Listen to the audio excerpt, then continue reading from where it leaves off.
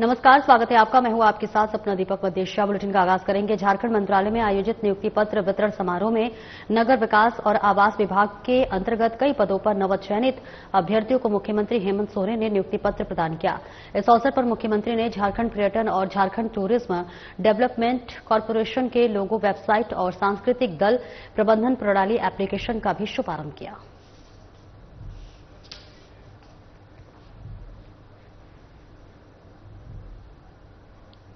BJP के वरिष्ठ नेता पूर्व मुख्यमंत्री रघुवर दास ने राज्य सरकार पर निशाना साधा। बता दें, रघुवर दास आज प्रदेश कार्यालय में प्रेस वार्ता को संबोधित कर रहे थे, जहां उन्होंने कहा कि भारत का संविधान आदिवासी, दलित, वंचित, शोषित समाज को संवैधानिक अधिकार देता है, लेकिन संविधान की दुहाई देने वाली कांग्रेस झामुमो की सरकार आज राज्य के आदिवासियों, पिछड़ों के संवैधानिक अधिकारों का हनन कर रही है। बीजेपी की सरकार ने राज्य में पैसा कानून लागू करने की दिशा में सार्थक पहल की थी। बीजेपी सरकार के बाद हेमंत सरकार ने विभागों से प्राप्त मंतव्य वित्त विभाग में भेजा। आगे महाधिवक्ता ने कैबिनेट में ले जाने का मार्ग भी प्रशस्त कर दिया है, लेकिन मंशा साफ नहीं होने के कारण यह सरकार इसे लटका भटका रही है। इसके साथ ही कहा कि पेसा कानून अधिसूचित क्षेत्र की रूढ़िवादी ग्राम सभा को लघु खनिज व बालू पत्थर के उत्खनन, नीलामी, तालाबों में मछली पालन केंद्र, दत्त पत्ता आदि के प्रबंधन का अधिकार देती है। यही कारण है कि हाईकोर्ट ने भी इसी भावना के मद्देनजर बालू घाट नीलामी पर निर्देश दिए हैं। किसी धार्मिक संगठन के मानने वाले लोग कांग्रेस के संगठन में भी है और सरकार में भी। ये लोग नहीं चाहता है कि पेशा नियमावली अधिसूचित झारखंड में हो, क्योंकि ये लागू होने से जो विदेशी धर्म के मानने वाले लोग हैं, जो पहाड़ बने हुए हैं, जो माझी परगना बने हुए हैं, जो ग्राम सभा उससे बाहर हो जाए। का पालकी ढोने वाले कांग्रेस पार्टी और इसके शहजादे राहुल गांधी से झारखंड की जनता पूछना चाहती है। आप संविधान की रक्षा करने के नाम पर जनता को गुमराह करने का काम कर रहे हैं और उसी संविधान के तहत झारखंड की जनजाति समाज को 5वीं अनुसूची के तहत जो अधिकार आदिवासी मूलवासी को दी गई है, उनको आपकी सरकार ने वंचित कर दिया। उसी तरह स्थानीय निकाय का चुनाव 2023 ये भी मामला कोर्ट में, लगातार कोर्ट के फटकार के बाद भी राज्य सरकार, क्योंकि 2023 में जो इलेक्टेड बॉडी था उसका कार्य अभी समाप्त हो गया।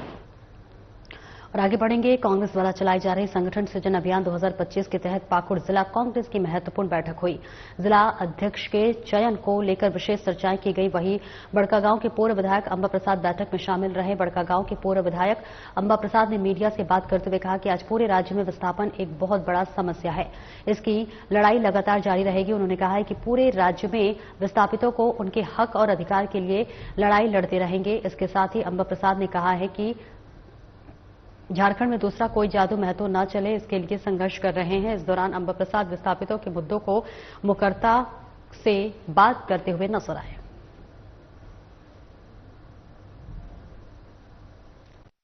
नियमावली भी बन के तैयार हो गया है। बस यही उम्मीद करते हैं उसका लाभ जब तक विस्थापितों को नहीं मिलेगा तब तक अभी कुछ नहीं बोला जा सकता है, लेकिन उस उम्मीद से विस्थापन आयोग का गठन का मांग हमने किया था। और क्योंकि शासन प्रशासन पे उम्मीद तो बहुत मतलब नहीं के बराबर है, क्योंकि विस्थापितों को न्याय दिलाने का काम शासन प्रशासन का था, जो कि पूरी तरह से फेल हो चुकी है। जहां भी जाते हैं तो देखते हैं उनकी संलिप्तता होती है, उनको कॉर्पोरेट के साथ उनका साठगांठ देखने को मिलता है, तो उनपे बहुत ज्यादा भरोसा नहीं है। और इसलिए इन सब चीजों को, ये जो अव्यवस्था बना हुआ है जिसमें लोग न्याय नहीं मिल पा रहा है, लोग पूरी तरह से हार रहे हैं, पूरी तरह से फेल हो जा रहे हैं और मतलब कुछ भी निर्णय ले रहे हैं, अपना जीवन को समाप्त कर दे रहे हैं। अभी आप लोग सुने होंगे जादू महतो जो अपने आप को जला लिया एकदम हार के। तो ऐसी स्थिति दोबारा पैदा नहीं हो, उसके लिए हम संघर्ष कर रहे हैं और हमें अपने आप पे विश्वास है कि उन जो विस्थापितों का संघर्ष है उसको अंजाम तक पहुंचा के रहेंगे। बोकारो परिषद में आश्वासन समिति की बैठक के बाद समिति के सभापति निरसा विधायक और अरूप चैटर्जी ने प्रेस से बात करते हुए यह स्वीकार किया है कि राज्य में कोयल की अवैध तस्करी बड़े पैमाने पर हो रही है और इसमें कई लोग मारे भी जा रहे हैं। उन्होंने बताया है कि चोरी को रोकने के लिए सरकार को कड़े कदम उठाने चाहिए और राज्य में कोयले की चोरी पर अंकुश लगाना चाहिए।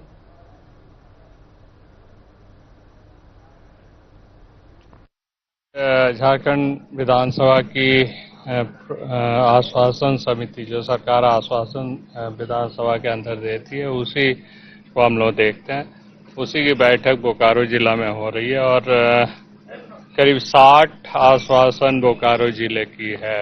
उसमें सारे माननीय विधायक अभी जो एक्स हैं प्लस प्रेजेंट है उन लोगों की भी है। माधवलाल सिंह जी के हैं, श्री जगन्नाथ महतो जी का है, बेंची जी का है, उमा रजक, श्वेता सिंह, सभी की आश्वासन यहाँ पर जो है पेंडिंग है। तो इन तमाम चीजों को हम लोग देख रहे हैं। ईचागढ़ के सिमलटांड में सहकारिता विभाग द्वारा निर्माणाधीन कोल्ड स्टोरेज का विधायक सविता महतो और सरायकेला उपायुक्त नीतीश कुमार सिंह ने औचक निरीक्षण किया। निरीक्षण के दौरान निर्माण कार्य में लापरवाही और देरी पाए जाने पर अधिकारियों ने नाराजगी जताई। निरीक्षण के समय साइट पर केवल एक ही इंचार्ज मौजूद था। अधिकारियों के पहुंचते ही उसने आनन फानन में जनरेटर चालू कराया। वहीं कोल्ड स्टोरेज की ऊपरी मंजिल की लकड़ी से बनी छत हिलती हुई पाई गई, जिस पर विधायक और उपायुक्त ने गंभीर आपत्ति जताई। उपायुक्त ने साइट इंचार्ज को कड़ी फटकार लगाते हुए कहा कि कार्य में अनियमितताओं और देरी की पूरी जांच कराई जाएगी। इसके लिए जांच समिति गठित की जाएगी और गड़बड़ी पाए जाने पर कार्रवाई होगी।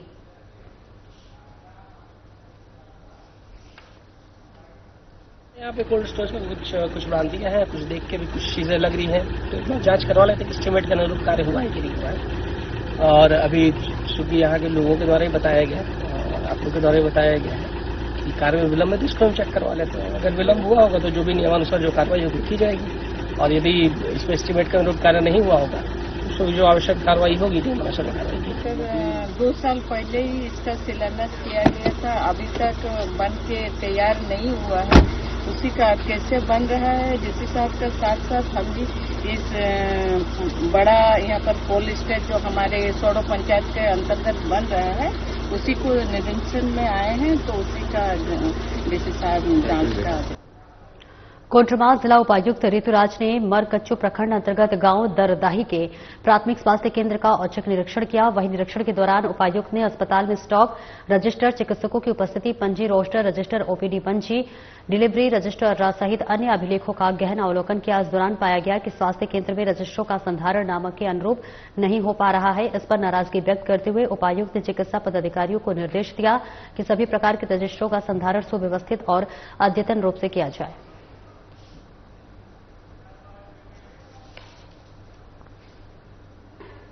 सूर्या हांसदा की हत्या की सीबीआई जांच और रिम्स 2 मामले में आदिवासियों के हक के समर्थन में बीजेपी पार्टी द्वारा फुसरो पुराना बीडीओ ऑफिस से पैदल मार्च और नारेबाजी करते हुए बेरमो प्रखंड मुख्यालय पहुंचे। यहां सभा को संबोधित करते हुए पूर्व सांसद रविंद्र कुमार पांडे ने कहा कि सूर्या हांसदा की हत्या में दोषी को सजा मिले, पीड़ित परिवार को 1 करोड़ मुआवजा मिले, साथ ही एक ही व्यक्ति को सरकारी नौकरी मिले। उन्होंने कहा कि क्षेत्र में कोयला, बालू पत्थर चोरी पर जिला प्रशासन लगाम लगाए। प्रशासन अगर इस पर लगाम नहीं लगती है तो आने वाले समय में सड़क पर आंदोलन करेगी।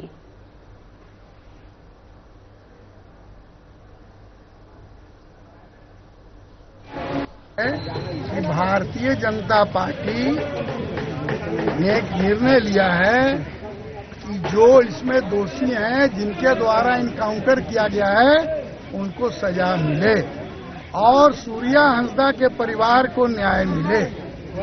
पहला बात तो यह है कम से कम 1 करोड़ रुपया मुआवजा मिले और एक व्यक्ति को सरकारी नौकरी मिले। रह गया सवाल जो यहाँ कोयला चोरी हो रहा है, बालू चोरी हो रहा है, पत्थर चोरी हो रहा है, जंगल काटा जा रहा है, ये जिला प्रशासन इस पर लगाम लगावे और नहीं तो आने वाले समय में भारतीय जनता पार्टी सड़क पर उतरेगी और सड़क को जाम किया जाएगा।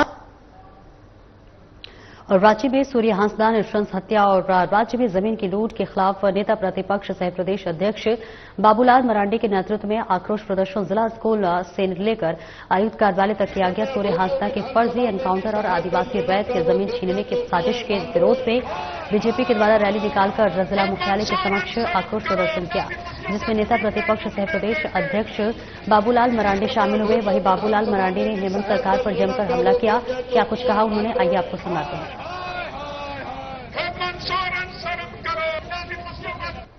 आज सब पूरे झारखंड प्रदेश में ब्लॉक स्तर पर प्रदर्शन हो रहा है और वीडियो के माध्यम से राज्य के महामहिम को ज्ञापन सौंपा जा रहा है। महानगर जिला में भी सभी जगहों पर जिला मुख्यालय में भी प्रदर्शन हो रहा है, जहां पर उपायुक्त के माध्यम से महामहिम राज्यपाल को ज्ञापन सौंपा जा रहा है। और ये दो मुद्दे हैं, एक तो सूर्य हांसदा की हत्या जिसे वो एनकाउंटर कहते हैं, तो उसका सीबीआई जांच हो, और दूसरा जो मामला है रीन स्कूल के नाम पर नगरी में आदिवासियों की रहती जमीन को सरकार पर जबरदस्ती छीन रही है, उसके बारे में पार्टी का ये डिमांड है कि भाई उस जमीन को किसानों को छोड़ दे। इन्हीं दो मुद्दों को लेकर के, इन्हीं दो मांगों को लेकर के झारखंड विधानसभा में भी हम सब ने लगातार आवाज उठाई। सूर्य हांसदा के फर्जी एनकाउंटर और आदिवासी रैत के जमीन छीनने के साजिश के विरोध में बीजेपी ने रैली निकालकर पोटका प्रखंड मुख्यालय में आक्रोश प्रदर्शन किया। इस दौरान पोटका विधानसभा के पूर्व बीजेपी प्रत्याशी मीरा मुंडा ने कहा कि हेमंत सरकार में भ्रष्टाचार और अपराध की ग्राफ काफी बढ़ गया है, जिसे लेकर बीजेपी पूरे राज्य में हर प्रखंड और जिला मुख्यालय में प्रदर्शन कर रही है।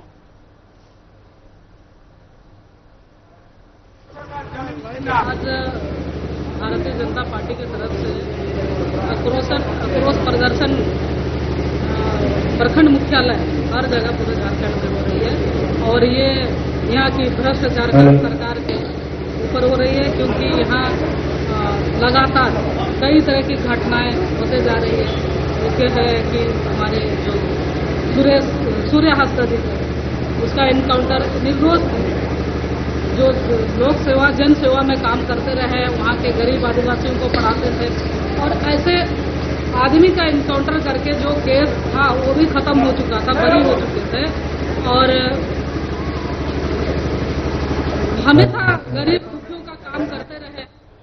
सूर्य हांसदा के फर्जी एनकाउंटर और आदिवासी रैत के जमीन छीनने की साजिश के विरोध में सूर्य हांसदा के फर्जी एनकाउंटर का जिला मुख्यालय के समक्ष आक्रोश प्रदर्शन किया गया, जिसमें आपको बता दें चले कि हटिया विधायक नवीन जायसवाल शामिल हुए, जहां हेमंत सरकार पर हमलावर नजर आए। क्या कुछ कहा, आइए सुनवाते हैं।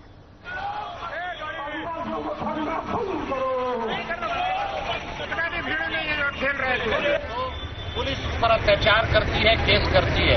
19 केस में वो बाइज्जत बरी हो गए और 5 पर बेल पर थे। और आप समझिए कि वैसे नेता जो कि हमेशा गरीबों के मसीहा के रूप में जाने जाते थे, 400 बच्चों को निःशुल्क शिक्षा दे रहे थे, भोजन दे रहे थे, और उनकी इस तरह से निर्मम हत्या हुई और ये सरकार मौन है। हम लोग उसमें विधानसभा में सीबीआई जांच के लिए मांग रखते रहे, लेकिन माननीय मुख्यमंत्री जी ने खड़ा होकर एक शब्द नहीं कहा। साहिबगंज जिले में भारतीय जनता पार्टी के प्रदेश अध्यक्ष बाबूलाल मरांडी के निर्देश पर सभी प्रखंडों में एक दिवसीय राज्य स्तरीय धरना प्रदर्शन के माध्यम से राज्य सरकार को घेरने का काम किया है। बीजेपी ने आदिवासी नेता सूर्य हांसदा के फर्जी एनकाउंटर का अविलंब सीबीआई जांच कराने की मांग की है। वहीं राजमहल के पूर्व विधायक अनंत ओझा ने कहा है कि राज्य सरकार आदिवासियों की आवाज को दबाना चाहती है। इसी का परिणाम है कि आदिवासी नेता सूर्य हांसदा का फर्जी एनकाउंटर जिस का सीबीआई जांच होना चाहिए, उसी प्रकार रिम्स 2 के नाम पर नगरी में लाठी के बल पर सरकार आदिवासियों के जुर्माने जमीन हड़प रही है। साथ ही साहिबगंज जिले में बाढ़ पीड़ितों को राहत सामग्री अभी तक नहीं मिला है और अबुआ आवास योजना में भ्रष्टाचारी कुल मिलाकर झारखंड में भ्रष्टाचार चरम पर है और ये सरकार अगर नहीं जगी तो आगे बीजेपी जनताओं के साथ सड़क से लेकर सदन तक आंदोलन करेगी। ये कार्यक्रम है झारखंड सरकार को भारतीय जनता पार्टी की ओर से ये संदेश देने के लिए है। सूर्य हांसदा का जो कथित एनकाउंटर है ये सिर्फ एक व्यक्ति का एनकाउंटर नहीं, सूर्या हासदा एक आवाज, आदिवासियों का आवाज बन के उभर रहा और उस आवाज को दबाने के लिए इसको एक कथित एनकाउंटर का रूप दिया गया। आवाज को दबाने के लिए किसी को भी केस में फंसाकर उनको जेल में डाल दिया जा रहा है और खासकर आदिवासियों के नाम से आप जाने जाते हैं माननीय मुख्यमंत्री जी। आप सीबीआई जांच करवाकर दूध का दूध पानी का पानी करवा दीजिए। झारखंड के अंदर लोकतंत्र की लगातार हत्या हो रही है और लोकतंत्र को लेकर के जो आवाज उठाने वाले जो लोग हैं उसमें एक प्रमुख नाम जो राजनीतिक कार्यकर्ता लगातार 4 बार विधानसभा का चुनाव लड़े, वैसे श्री सूर्य नारायण हासदा जी की एक आदिवासी उभरता हुआ युवा की उनको फर्जी एनकाउंटर के रास्ते उनको हत्या कर दी जाती है और जिसको लेकर के लगातार भारतीय जनता पार्टी के नेता, इस प्रदेश के अंदर जो राजनीतिक दल के कार्यकर्ता है, आदिवासी संगठन के नेता लगातार उसकी सीबीआई से जांच की मांग को लेकर के और आवाज उठा रहे हैं। आज इस लोकतांत्रिक तरीके से धरना के माध्यम से हम उसके सीबीआई से जांच की मांग भारतीय जनता पार्टी करती है। कोटमा जिला की डोमचांच सीएम हाई स्कूल मैदान में पूर्व मुखिया सुरेश कुमार द्वारा आयोजित राजेश मेमोरियल अंतर जिला नॉकआउट फुटबॉल टूर्नामेंट के फाइनल मैच का उद्घाटन पूर्व जीप अध्यक्ष शालिनी गुप्ता ने किया। आपको बता दें कि फुटबॉल टूर्नामेंट को देखने के लिए हजारों लोगों की भीड़ उमड़ पड़ी। वहीं फुटबॉल टूर्नामेंट के फाइनल मुकाबले में धनबाद की टीम ने हजारीबाग टीम को 3-1 से पराजित किया। अतिथि द्वारा विजेता रही धनबाद की टीम और उप विजेता हजारीबाग टीम को पुरस्कार के तौर पर नगद राशि और शील्ड देकर सम्मानित भी किया गया। पूर्व जीप अध्यक्ष ने कहा कि आयोजित खेल में खिलाड़ियों ने काफी शानदार प्रदर्शन किया।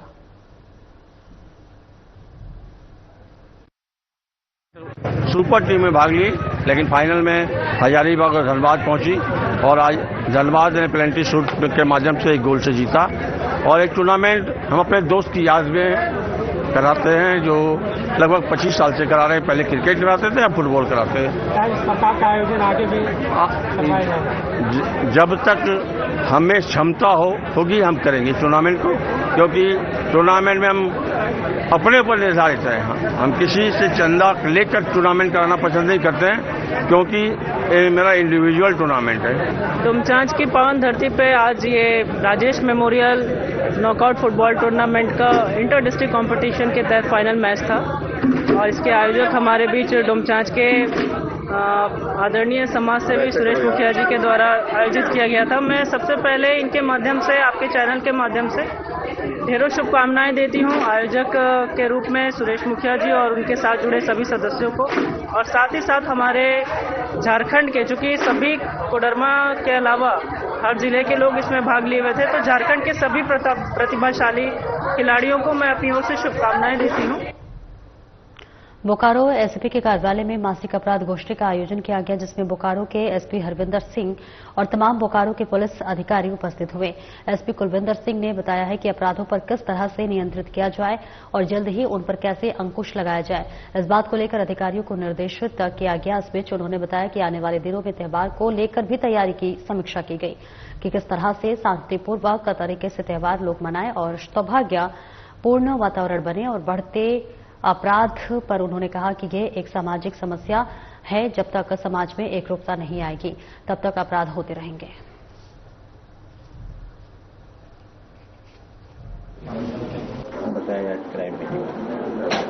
आज बोकारो जिला बल की मासिक अपराध गोष्ठी जो होती है उसका आयोजन किया गया था, जिसमें कि विभिन्न जो लंबित कांड है, डिफरेंट जो हेड्स के, जो इम्पोर्टेंट हेड्स के कांड होते हैं, उसमें कैसे इन्वेस्टिगेशन को और बेहतर करना है, कैसे कांड का त्वरित निष्पादन करना है, उस दिशा में दिशा निर्देश दिए गए हैं। जो अब क्योंकि त्योहार का पर्व का जो है टाइम आने वाला है, तो उसके लिए तैयारी कैसे करनी है, क्या क्या उस किन किन इम्पोर्टेंट बिंदुओं का जो है मुख्य तौर पे ध्यान रखना है प्लानिंग करते समय, उस दिशा में भी विभिन्न दिशा निर्देश दिए गए हैं। और ये हम कोशिश करेंगे कि जो बोकारो वासी है उनकी जो नॉर्मल लाइफ है उसमें बोकारो पुलिस जो कंट्रीब्यूट कर सकती है उनकी लाइफ को थोड़ा बेटर बनाने में, वो हम लोग अपनी तरफ से करें। ज़्यादातर हमारा काम नेगेटिव होता है, बट ये काम है जो थोड़ा सोल सेटिस्फाइंग रहता है हम लोगों के लिए। हम कोशिश यही करते हैं कि आम पब्लिक की लाइफ थोड़ा सा बेहतर हो, क्राइम को किसी तरह से हम अगर थोड़ा बहुत भी कम कर सके तो उस पर हम जितना हो सके तत्पर होकर काम करें। साहिबगंज जिले के तालझारी प्रखंड क्षेत्र पर स्थित जमालपुर गांव में संचालित मरांगमय हेमप्रभ के खिलाफ दर्जनों कार्डधारी ग्रामीण अपने हाथ में राशन कार्ड लेकर सड़क पर उतरकर राशन डीलर और स्थानीय प्रशासन के खिलाफ जोरदार हंगामा किया। दरअसल हाथों में राशन लेकर हंगामा कर रहे कार्डधारी ग्रामीणों का आरोप है कि डीलर मरांगमय हेमप्रभ द्वारा उनको प्रत्येक महीना राशन नहीं दिया जाता है। साथ ही साथ 3-4 महीने में कभी कदार राशन लेने के उनके पर घर जाते हैं तो गाली गलौज भी की जाती है। इसके अलावा राशन डीलर द्वारा राशन कार्ड में अंकित अनाज की भी कटौती की जाती है। वहीं सड़क पर हंगामा कर रहे राशन कार्ड धारियों ने जिले के डीसी हेमंत सती से अविलंब राशन डीलर और संलिप्त अधिकारियों पर कार्रवाई व 3 माह की राशन देने की मांग की। मामला यही है कि ऊपर से चावल उठाव बोल रहे हैं कि ऊपर से चावल उठाव नहीं हुए हैं, तो चावल जो आते हैं कार्डधारी लोगों के नामों से, वो चावल माने कहाँ चले जाते हैं अनाज, जो कि ऊपर से चावल नहीं आते हैं। इनका कौन जिम्मेदारी लिए बैठे हुए हैं कि माने ऊपर से चावल नहीं आते हैं, तो ये चावल जो नहीं मिलते हैं गरीबों का क्या होगा। तो आग्रह यही करता हूँ साहिबगंज डीसी से, इनको खोज कीजिए और गरीबों को जो है हक उनको दिलाया कीजिए। हम लोग को राशन नहीं मिल रहा 3 महीना से, वही हम लोग बोल रहे हैं कि राशन हम लोग को मिल जाए 3 महीना का और आगे भी इसी तरह मिलते जाए। और वही बोल रहे हैं कि सर हम लोग 3500 केजी वाला हम लोग को 27 केजी दे रहा है, 7 केजी गेहूं को 6 केजी कर देता है, नमक लेते हैं तो 5 रुपया लेता है, दाल देता है तो 2 रुपया, वही 2 रुपया 5 रुपया मिलाकर जुला के हम लोग दुकान ही ले लेते, दाल चावल सब वही सब। क्या होता है सर, पंचायत में नहीं आया है, बोलता कि नहीं, हम पूछते हैं तो डीलर को बोलता है कि नहीं आदेश नहीं आया है ऊपर से। कि कोटा में हम लोग को 3 महीना से अनाज नहीं मिल रहा है, ठीक है। आते हैं लेने के लिए, वो कभी बोलता है कि मशीन खराब है, कभी बोलता है हम लोग का मीटिंग है, कभी बोलता है कि फलना जगह में हम लोग का मीटिंग है वहाँ जा रहे हैं, ऐसा करके टाल देता है। हम लोग को 3 महीना से अनाज नहीं मिल रहा है। और आते हैं तो क्या बोलते हैं? आते हैं तो बोलते हैं कभी मशीन खराब है, तो कभी हम लोग का मीटिंग है, तो कभी बोलता है खेत का काम है, वही सब बोल के घुरा देते हैं। अनाज हम लोग को मिलता ही नहीं है। हम लोग आते हैं राशन उठाने के लिए, राशन का जिस आगे दिन आए उस दिन बोला कि अभी लिंक नहीं है, दूसरा दिन आए तो बोलता है आज ये तार खराब है। तार खराब करने के बाद हम लोग डेली कितना आएंगे सर बताइए आप ही। डेली हम लोग यहाँ आकर के चक्की पीसते रहते हैं। दूसरा दिन भी आया, बृहस्पति दिन था, उस दिन चला गया वो मीटिंग में गया। मीटिंग से दूसरा दिन भी आए, उस दिन तार खींच रहा था, अपने नजर से भी देखे, लेकिन उसका तार बाद में बोलता है नहीं है, तार खराब हो गया है। साहिबगंज जिले के बरहेड़ थाना क्षेत्र के खुरवा गांव के मोमेन टोला में मस्जिद से नमाज पढ़कर अपने घर लौट रहे थे। इस बीच 52 वर्षीय बदरुल हक पर गांव के ही आलम अंसारी नामक शख्स ने फायरिंग कर दी। गोली लगने से बदरुल हक गंभीर रूप से घायल हो गया। जानकारी के अनुसार बताया जा रहा है कि खेरवा गांव के बदरुल हक मस्जिद से नमाज पढ़कर अपने घर लौट रहे थे, तभी पूर्व से ही घात लगाए बैठे गांव के ही आलम अंसारी ने सामने से बदरुल हक पर गोली मार दी। वही घटना के बाद आलम अंसारी दहशत फैलाने के लिए गांव में ही 2 राउंड ताबड़तोड़ गोली फायर कर दी, जिससे गांव के लोग दहशत में आ गए, बाहर नहीं निकले और ग्रामीणों ने पुलिस को घटना की सूचना दे दी। वही जानकारी मिलते ही पुलिस ने मामले की जांच पड़ताल शुरू कर दी।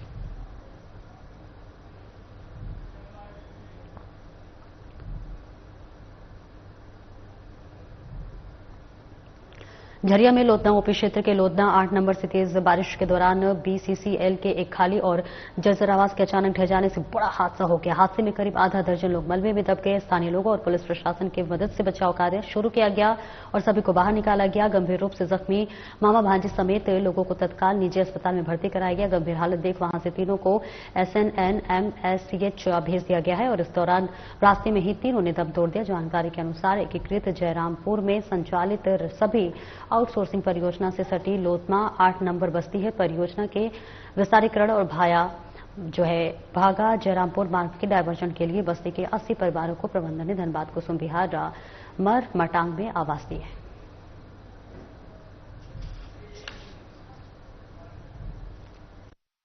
देखिए भी जो बहुत दुखद ही घटना भी घट चुका है। लोधना 4 नंबर पतियाडी 8 नंबर चाणक के पास में है और ये घटना नहीं घटना चाहिए था। ये घटना घट गया जिसमें 8 से 10 लोग दबे उसमें। तो हमारे सभी लड़के लोग ने मिल करके, मोहल्ले के लड़के लोगों ने मिल करके जल्दी जल्दी जितना हो सका अपने हाथों से ईंटा उठा हटा करके निकालने का प्रयास किया, जिसमें से 4-5 लोग को निकाला गया है और उनको हम लोग एम्बुलेंस को बुला करके अभी पीएमसीएच भेजे हैं मोहल्ले से। फिलहाल इस बुलेटिन में इतना ही। नमस्कार।